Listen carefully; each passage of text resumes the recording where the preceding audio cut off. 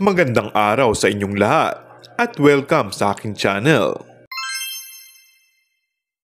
Isa raw sa naimbitahan para dumalo sa birthday party ni Catherine Bernardo ay ang aktres na si Julia Montes, pero hindi raw ito nakadalo. Nabalitaan ko lang naman ito na invited pala itong si Julia Montes, chika ni Ogie Diaz sa Showbiz Update Vlog.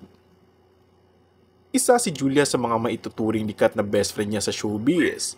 Hindi ba? Saad naman ang co-host niyang si Mama Loy.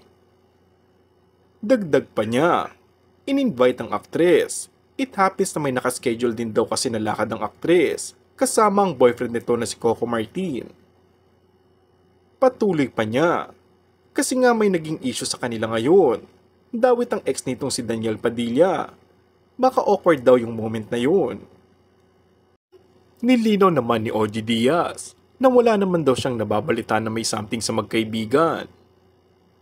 Dagdag pa nito, bihira na rin kasi sumama si Julia sa mga ganyang lakad. Busy na siya ngayon, alam nyo na. Parehong ipinahayag din ng dalawa na matalik silang magkaibigan sa labas ng kamera.